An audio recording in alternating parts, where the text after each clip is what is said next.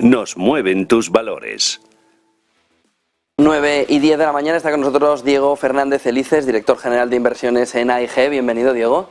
Buenos días, muchas gracias por la invitación. Bueno, ¿cómo veis la fotografía en AIG después de esta semana de bancos centrales? Hay poca macro esta semana además, por lo que se puede hacer la digestión bien a la espera del Banco de Inglaterra este jueves. Pero ¿cómo veis la fotografía? Primer semestre. Bueno, pues yo creo que el primer semestre el mercado ha pegado donde más podía doler. Ha hecho exactamente lo que menos gente esperaba probablemente, pero respecto a los bancos centrales, la verdad es que ha habido mucho ruido y se ha hablado mucho sobre las reuniones de la semana pasada. Yo quizás tengo una interpretación ligeramente diferente, ¿no? Yo creo que a veces tenemos una especie de áurea sobre los bancos centrales en los que buscamos cosas muy complicadas y en mi opinión la explicación de todo sigue siendo exactamente la misma de los últimos meses. No saben, estamos todavía en datos tremendamente volátiles, en niveles de inflación muy lejos de sus objetivos, y lo único que quieren de verdad los bancos centrales es mantener la flexibilidad, el poder de verdad actuar en función de los datos. Entonces, cuando el mercado empieza a dar por hecho unas bajadas rápidas, los banqueros centrales nos están llevando al sitio contrario y viceversa. Y creo que debemos quizás dar un pasito atrás, y lo que tenemos todos claro es que el ciclo de tipos está prácticamente agotado. Creo que no hacemos demasiado bien a nuestras carteras y nuestros clientes obsesionándonos por esos últimos 25 o 50 puntos básicos, sino que debemos ya empezar a tomar decisiones en ese entorno en el que los tipos básicamente han hecho teucho, y después diferenciaremos la pausa del pivote.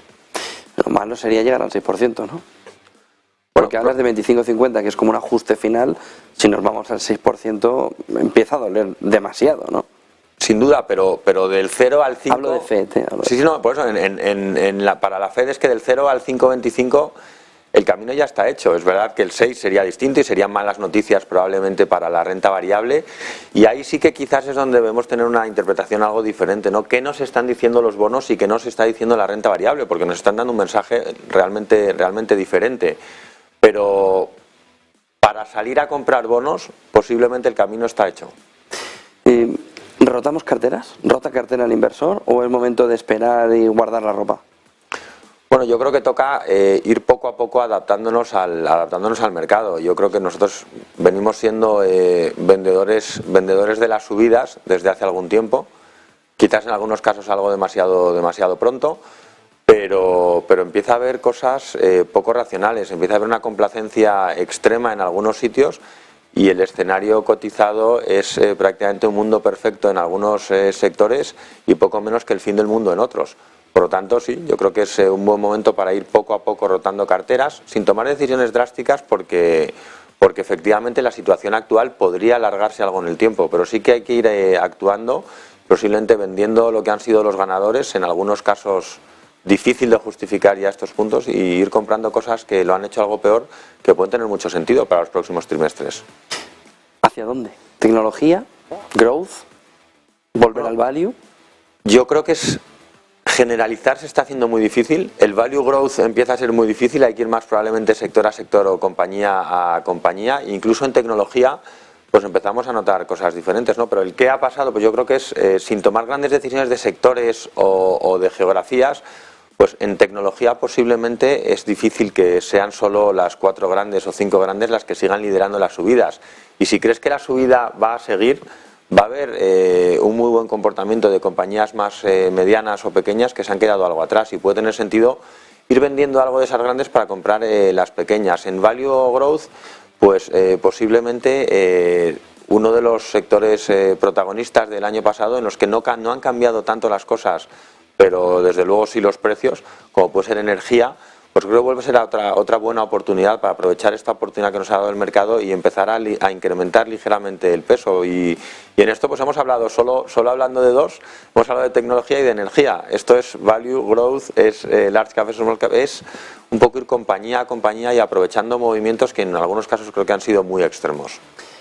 Comentabas antes, estamos en la pausa, ya se verá el pivote. Pero el pivote, como muy lejos, está en 2024. ¿Qué esperáis en el pivote? Porque ahí sí puede haber más pánico, puede haber más miedo, más temor en el mercado, ¿no? El pivote va a depender mucho de por qué se da. creo que lo realmente peligroso para mí, para el mercado, era cuando estábamos descontando un escenario que en mi opinión era poco menos que imposible que ocurriera, ¿no? Ahora el pivote se ha alejado. Yo creo que esto son buenas noticias porque es lo que van a hacer los bancos centrales. ¿Cuál era el escenario que era improbable o que bueno, llegó un momento hace apenas 2 o 3 meses, estábamos descontando subidas de tipos hasta más o menos el mes de junio-julio, donde estamos ahora, caída muy rápida, para empezar a bajar inmediatamente. Esas bajadas inmediatas que se estaban descontando solo eran posibles y realistas una recesión bestial. Si ocurriera una recesión bestial, pero no esperada, o si tuviéramos otra pandemia, o si tuviéramos otra guerra, algún shock exógeno, algún shock exógeno imprevisible. Por lo tanto, no era realista. Creo que ahora el mercado está yéndose a un sitio más razonable y es lo que va a ocurrir. Bueno, pues vamos a ver el efecto de las subidas de tipos, que va a hacer daño, porque introducías tú muy bien en el programa, porque está para eso, y es que se diseña exactamente para eso. Entonces vamos a ver qué ocurre y después pues actuaremos en consecuencia, con bajadas posiblemente todavía algo más lentas de lo que espera el mercado. Bajadas de tipos todavía más lentas, es decir, no bajar 100 puntos básicos en un año. Eso me costaría verlo en un escenario central. Desde luego, si la recesión es más fuerte de lo esperado o pasa algo con lo que hoy no estamos contando, podría ser, pero lo veo complicado. ¿Sois más de recesión o de ralentización? Creo que no hay una gran diferencia. Somos más de recesión, pero recesión leve, lo cual termina pareciéndose mucho a ralentización, ¿no? Creo que es más cuestión de titulares que otra cosa, si vamos a un más 0,5 o un menos 0,5 de crecimientos de PIB, ¿no?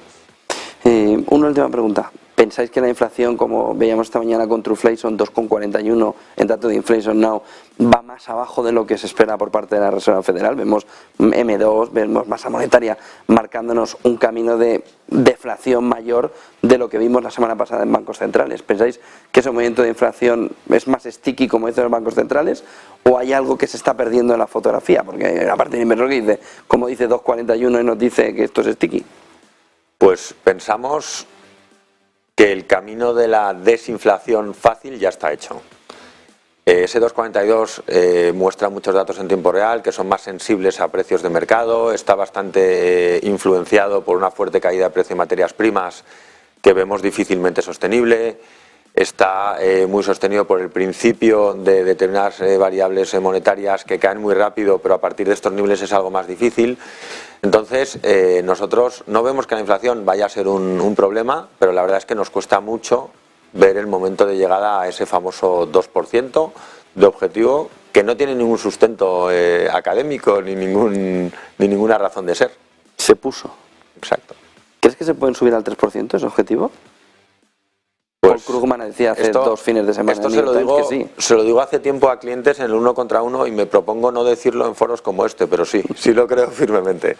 Creo por no hacer un daño especial a la economía, ¿no? Bueno, y que según cómo esté diseñada la economía puede que el mundo funcione mejor y sea más feliz, con unos objetivos de inflación ligeramente por encima, siempre y cuando la capacidad y el poder adquisitivo no se vean deteriorados.